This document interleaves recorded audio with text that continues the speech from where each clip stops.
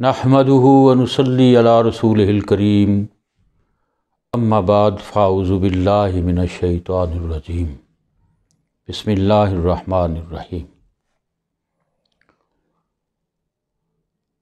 کبھی جنگل میں اگر سانپ پکڑنا ہو تو سانپ پکڑنے والے جوگی جب بین بجاتے ہیں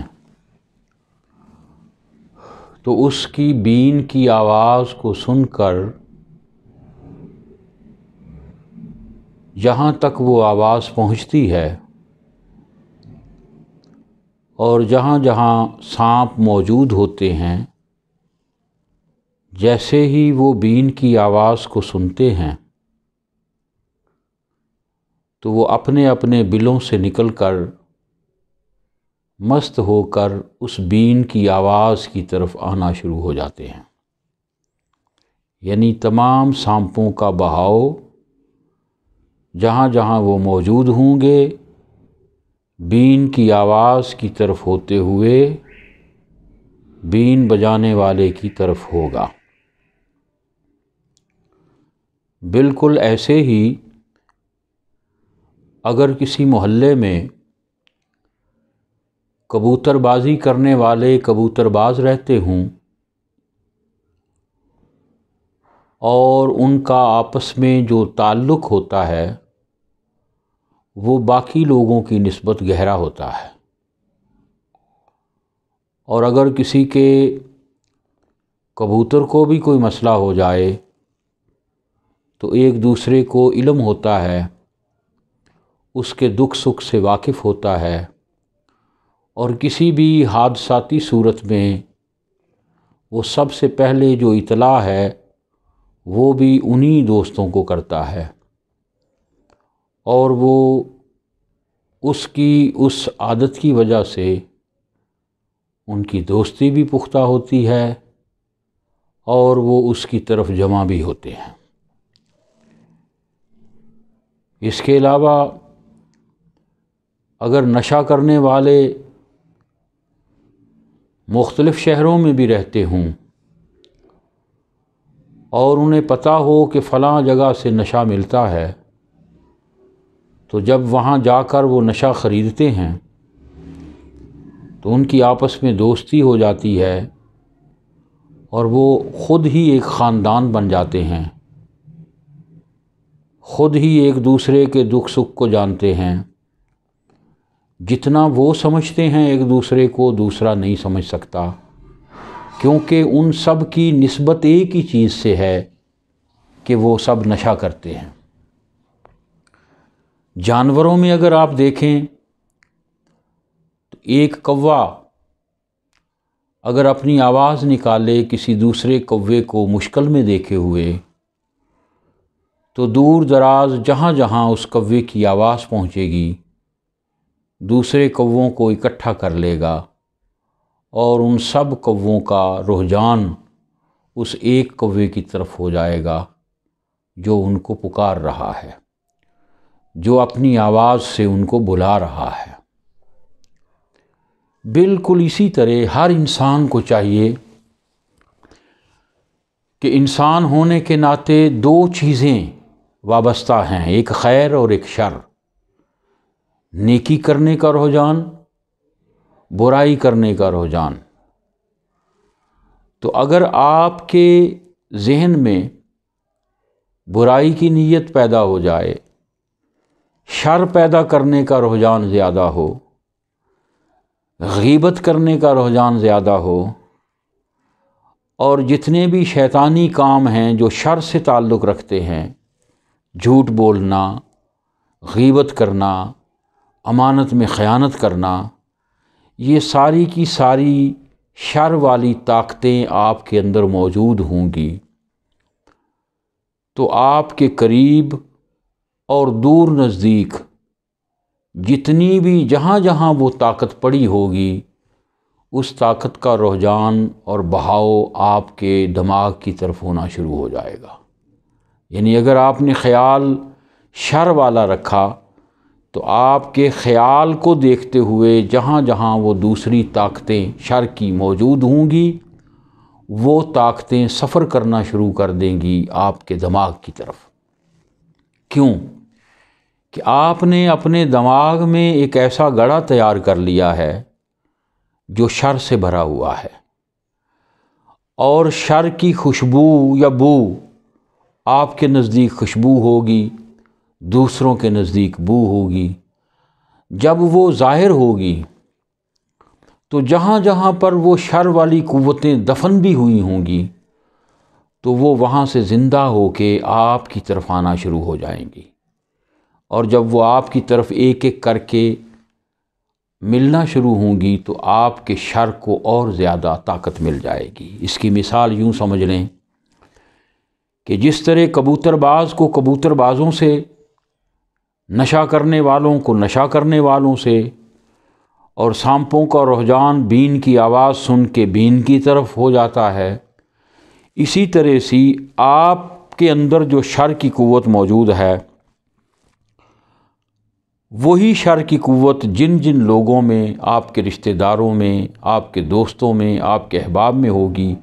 وہ آپ کے پاس جمع ہونا شروع ہو جائیں گے، اکٹھا ہونا شروع ہو جائیں گے۔ آپ اپنے معاملات میں ان کے ساتھ وہ شر والے ہی مشورے کرنا شروع کر دیں گے، تو جب وہ اکٹھے ہوں گے تو آپ کی طاقت بڑھ جائے گی، یعنی شر کی طاقت، فساد کرنے کی طاقت، معاشرے کے اندر جھگڑا، لڑائی اور غیبت کرنے کی طاقت، یہ ساری طاقتیں آپ کے اندر اور زیادہ مضبوط ہوتی جائیں گی، بڑھ جائیں گی، اور آپ کو کبھی بھی روشنی نصیب نہیں ہوگی، ہدایت کی طرف نہیں جا سکیں گے۔ اور اس کا اگر آپ نے امتحان لینا ہو، موازنہ کرنا ہو، تو ایسی شر کی قوتوں سے، ایسے لوگوں سے چند دن آپ دور رہ کے دیکھیں اور اپنے اوپر غور کریں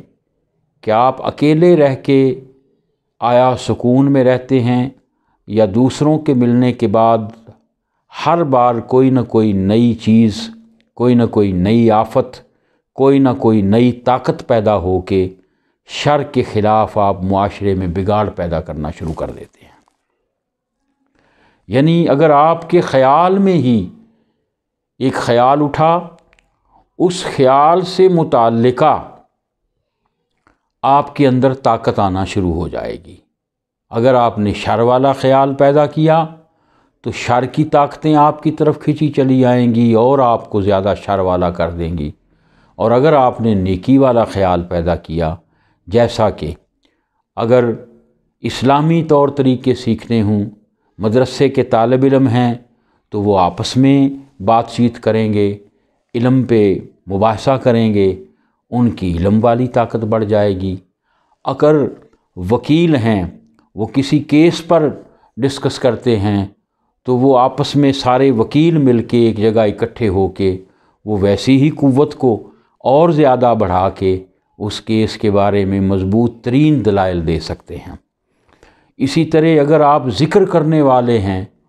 آپ اللہ اللہ کرنے والے ہیں، تو آپ ذکر کرنے والوں کے ساتھ اپنی صحبت کو اختیار کر کے